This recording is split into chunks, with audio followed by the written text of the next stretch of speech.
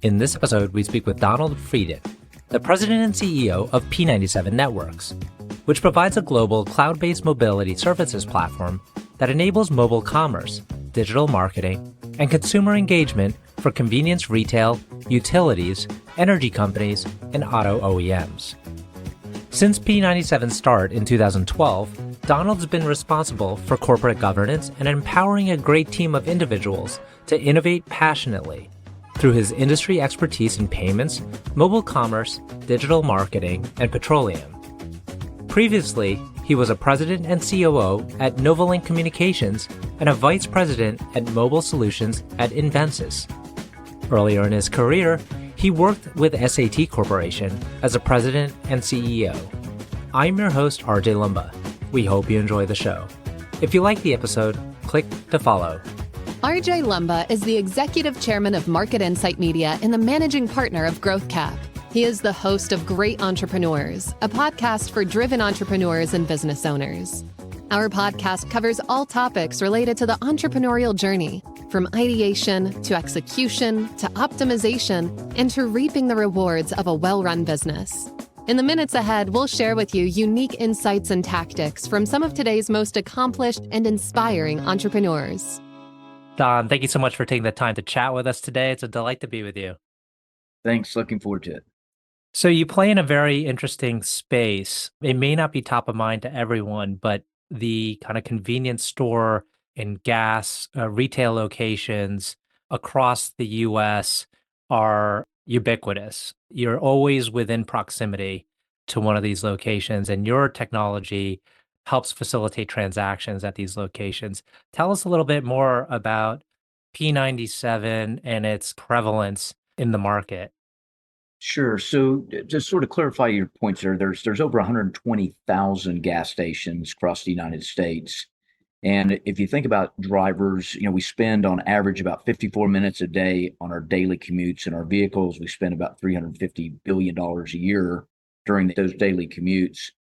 So from a market share perspective, we've got 53%, about 66,000 gas stations on our platform today. So, that way, when a consumer wants to leverage or use their mobile device to find offers, to find locations, to purchase, they can do it all directly from the mobile app. And the solution you provide to that, is it to the brands that are selling through the gas stations, or is it to the gas stations themselves?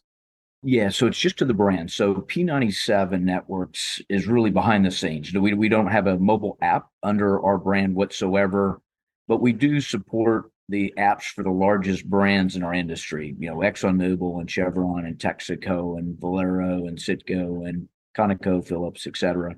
What we do is we provide the applications, the infrastructure, the wallets, the site connectivity for those brands. And we generally contract with the brand, and then they basically enable all of their sites to be onboarded for this platform. I see. And then stepping in a different direction here, going to your background, you have a long history in the software industry. Can you tell us a little bit about how you got your start? And then we'll talk a little bit about your kind of career journey.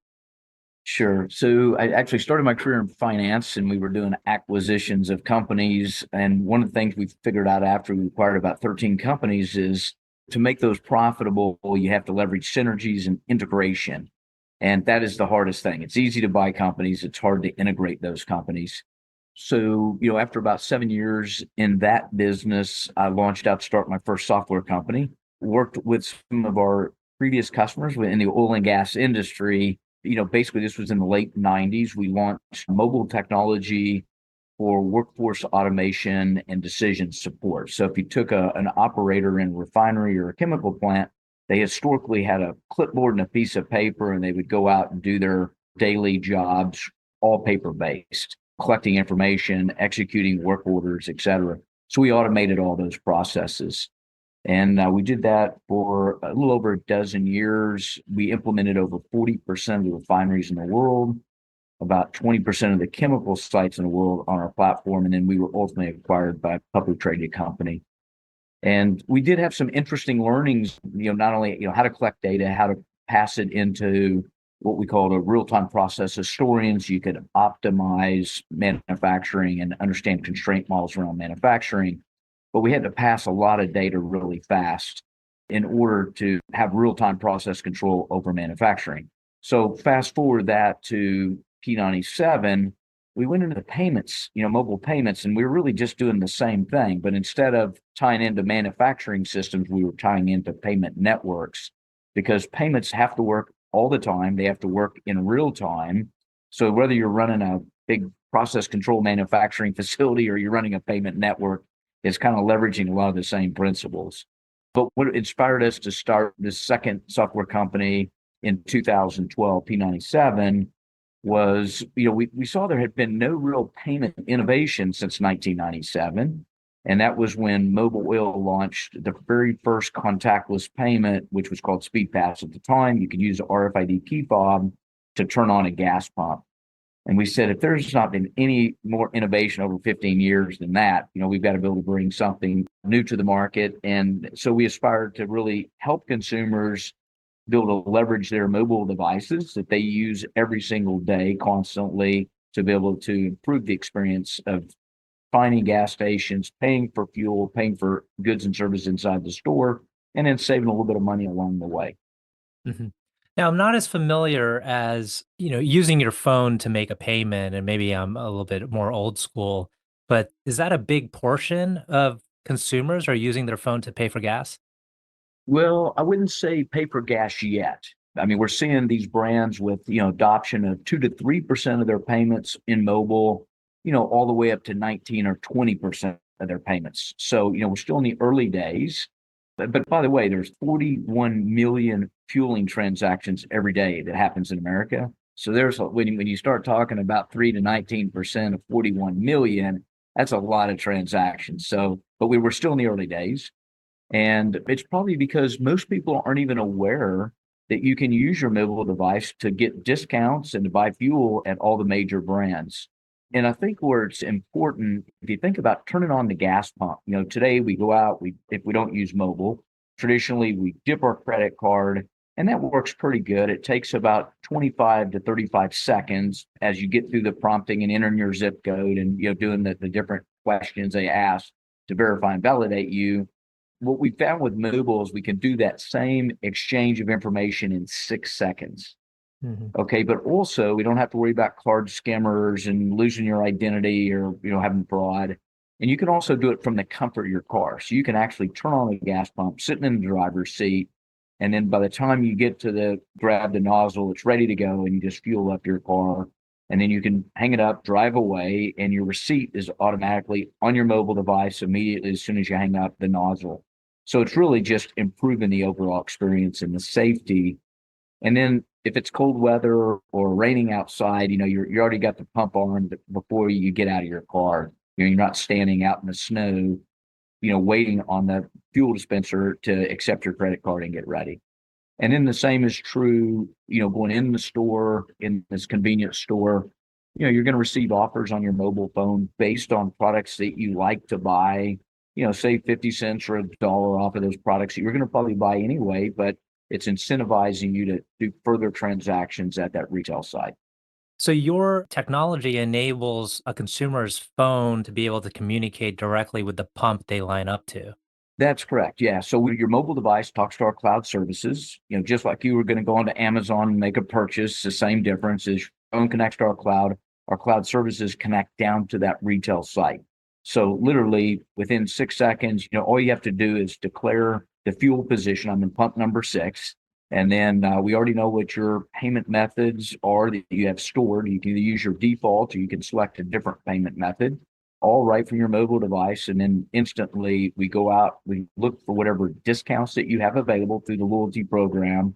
We roll the price back at the fuel dispenser in real time. So you automatically get that lower price applied, and then you simply pump your fuel and go on about your day. That's fantastic. And what's the cost savings on average for someone to use this? Just using your mobile app, you're going to save anywhere from 5 cents a gallon to $1 a gallon, depending on the promotions that the brands are running at the time. So yes, I mean, there's real significant savings available to use your device, and that's basically you're being rewarded by these energy brands to use your mobile app and being rewarded for your loyalty. You've been a loyal customer. Yeah, gas seems to be one of those purchases where consumers are extremely price sensitive.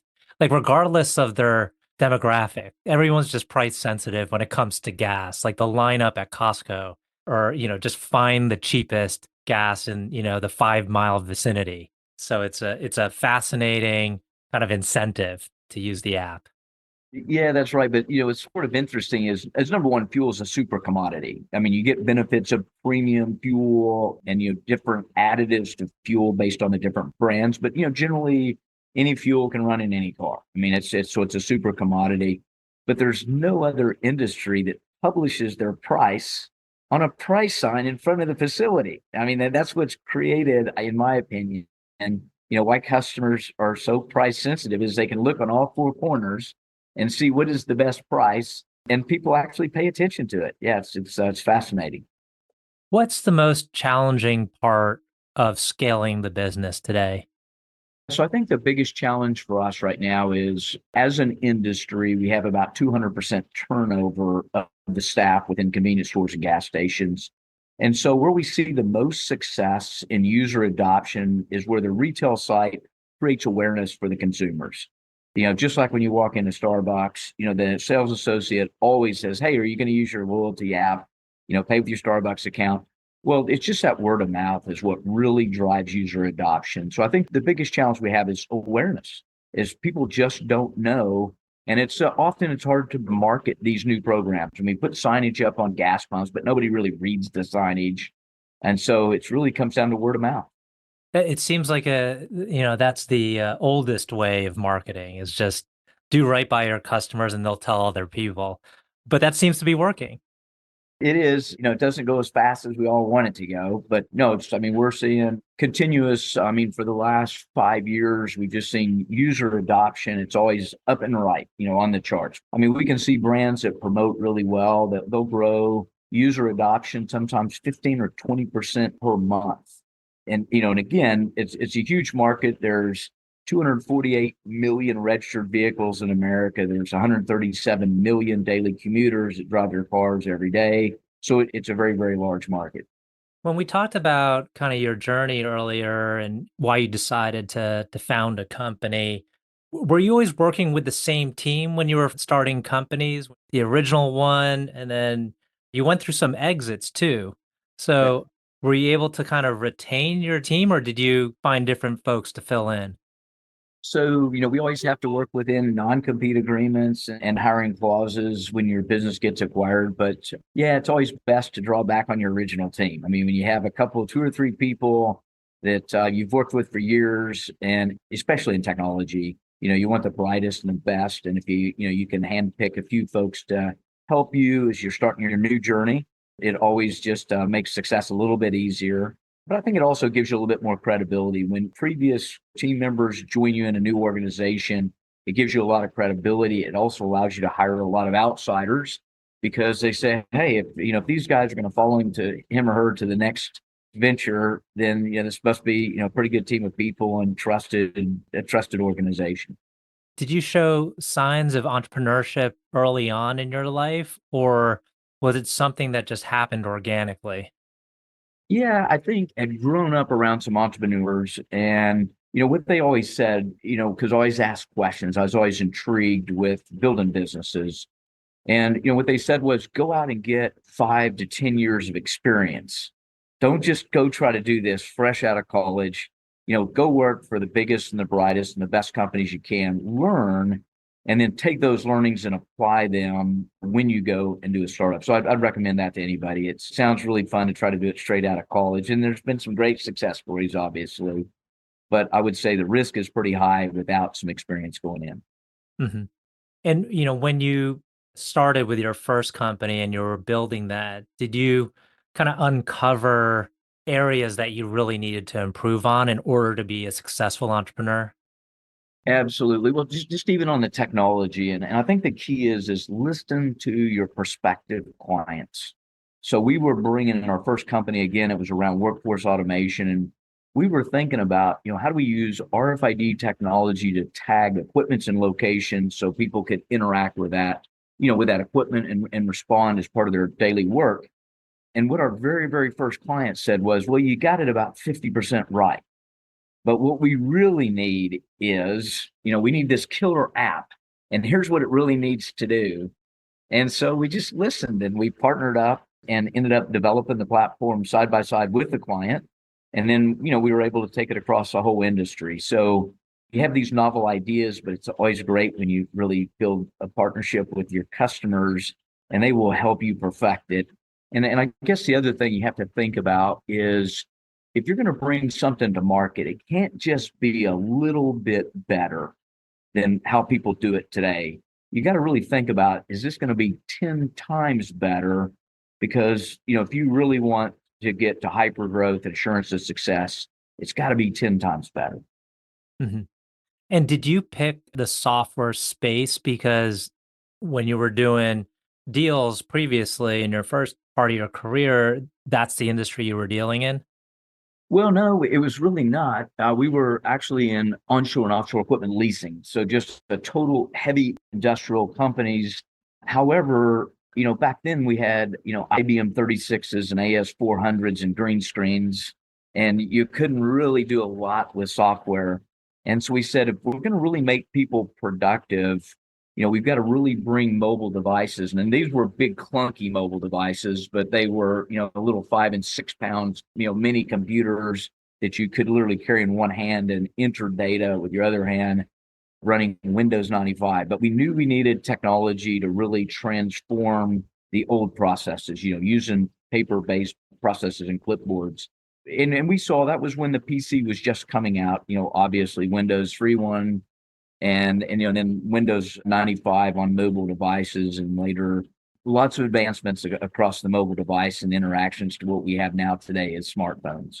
Mm-hmm. So product is one thing, kind of getting that right and ensuring there's product market fit and that it has runway. What are other aspects that you think help made you successful in building companies? Yeah, so I think focus is super important. So, Jeffrey Moore talks about crossing the chasm. And what we did, it's a pretty simple playbook, right? You focus on a vertical market until you dominate that vertical market. Because if you try to do, all things for everybody, you're just going to automatically fail because you're trying to do too much and you never have enough resources to spread yourself out. So stay focused, dominate your vertical market, and then leverage those reference customers to help take you into adjacent markets. So we did that in our first business. We started in the refining industry. We dominated that vertical across the globe. And then we went into chemicals, which was an adjacent market, many of the same customers, just a different part of their business. Then we went into power generation, again, process manufacturing. And then we went into oil and gas upstream, which again was just another adjacent market, but they all had the same exact problem. So we're doing the same in this business. We started off with focus on gas stations and convenience stores, huge market. We also liked it because to be successful with mobile payments, you got to create memory within customers. You got to get them to do it frequently. And there's very few businesses that you transact at least once a week and often more times. So, I mean, if you just take pharmacy, you only go to pharmacy every so often, but fuel, you literally buy fuel at least once a week and sometimes more, depending on what your mobility needs are. And so we knew that we'd create muscle memory around using the mobile apps. And so that's why we picked it. We knew there was 40 plus million transactions a day. We knew it was also, there's only a couple of dozen brands out there. So we knew it was a market that we could truly dominate. And it also made it easy because we already had, in previous software company, already had established relationships within these big brands. We were just moving from the manufacturing side of the business over to the retail side of the business. So we knew that we, had a lot of credibility. So yeah, focus is super important, if you're going to be successful, in my opinion, as an entrepreneur. Was it a challenge to stay focused, or did you already kind of know this is what we're going to do? So having a lot of scars and experience, from first startup, we knew that's what we had to do, but it is hard because, there's somebody coming in every day with the next shiny object, that you want to go chase after. So you want to encourage the team to look for new innovation. On the other hand, you got to make sure it's focused on innovating within that vertical market and not try to chase too many things.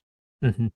Now, I'd like to touch on one thing on the capital side. You did bring in outside investors. Did you bring in investors in your prior companies? Yes, and anything in the software company, it takes a pile of capital to really get one off the ground, and you got to have a lot of staying power.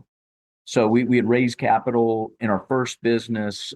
We had about a 7x return for our investors, which always makes it easier in the second business.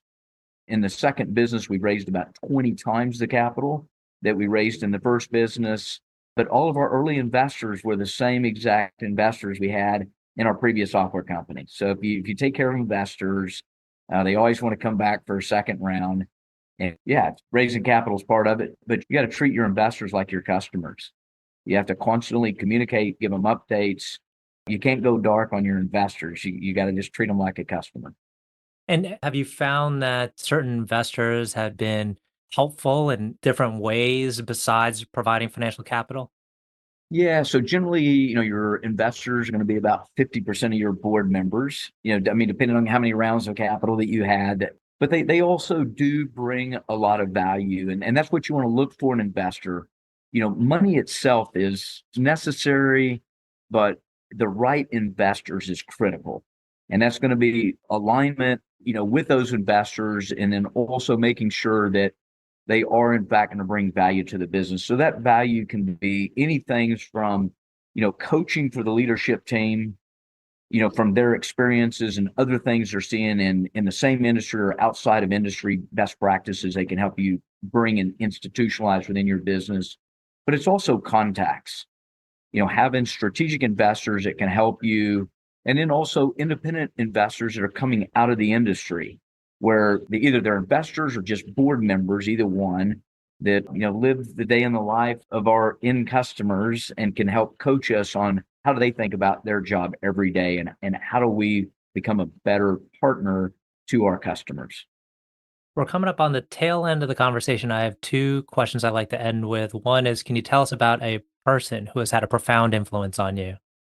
Yeah, so I remember sitting, we've always been Microsoft. We ran on Microsoft platforms, and I remember sitting in building number 3 at Microsoft in the original campus, the original 3 buildings sitting around the duck pond.